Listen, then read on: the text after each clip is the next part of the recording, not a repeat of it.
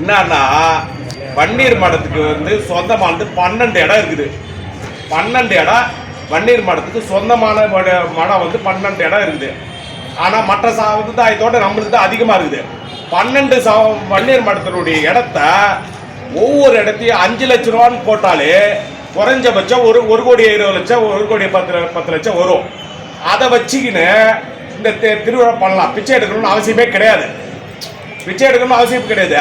5 லட்சம்னா interest எவ்வளவு என்னன்னா அவர் சொல்ற கருத்து என்னன்னா வன்னீர் மடத்துக்கு இப்ப செயல்படுறாங்கல்ல வன்னீர் மடம் அவங்க வந்து எந்த பேங்க்லயும் அக்கௌண்ட் ஓபன் பண்ணலன்றத கோபு அவர்கள் தெளிவா சொல்றாரு. அதனால கூட எந்த பேங்க் மெயின்டெனன்ஸ் பண்ண முடியும், எங்க இருந்து வருது எங்க இருந்து போகுதுன்னு தெரியுது சொல்றாரு. அதனால கூட எங்க இருந்து வருது எங்க இருந்து போகுது அதை செக்கா கொடுக்குறாங்களா இல்ல கேஷா கொடுக்குறாங்களா எப்படி வருது. ஆனா வன்னீர் மடத்துக்குன்னு வந்து ஸ்பெஷல் ஆபீசர் அரசு அங்கீகாரம் பெற்றவர்களை தான் போடணும், அரசு ஊழியர்களை தான் போடணும். அதுதான் முறை. நாளைக்கு ஒரு வன்னீர் வந்து பராமரிப்பு குழுல வந்து தவறு நடந்து தெரிவிச்சுக்கா அந்த தவறுக்கு அவர் மேல என்ன நடவடிக்கை எடுக்க முடியும் எனக்கு தெரியாது சொல்லிட்டு போயிடலாம். ஆனா ஒரு அரசு ஊழியரா இருந்தா கண்டிப்பா அவர் தவறு பண்ணியிருந்தா அது மேல நடவடிக்கை எடுக்கலாம், அவர் சஸ்பெண்ட் பண்ணலாம்.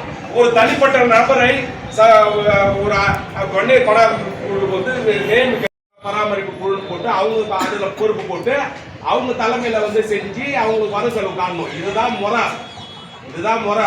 அதுவும் இல்லாத அக்கௌண்ட் இல்லாத எந்த மனமும் இயங்கக்கூடாது. எப்படி இயங்கலாம் அக்கௌண்ட் இல்லாத எதில் யார்கிட்ட வாங்குறீங்க என்ன பண்ணீங்க எந்த டிரான்சாக்ஷன் வந்து போகுது வெளியிலே கையிலே காசே வாங்கக்கூடாது முறையா. என்ன கேட்டனா இது வெற்றிகரமா நடந்து கொண்டு வாழ்த்துக்களை தெரிவிச்சு கொடுக்குறேன். முக்கியமான செய்தியா இது கோபு சொன்னாரு, நான் அதை மறந்துட்டேன். முக்கியமான செய்தி என்னன்னா ஒரு காலகட்டத்துல வன்னீர் மடத்தை இடிக்கிற சமயத்துல வன்னீர் மடத்தை வந்து ஒரு இதுக்கு அதே மாதிரி அந்த புனிதமான ஒரு வடிவம் அதை செய்ய முடியாது, அதை தீர்வு பண்ணலாம் தவிர இடிக்கிறதுக்கு அதிகாரம் கிடையாது.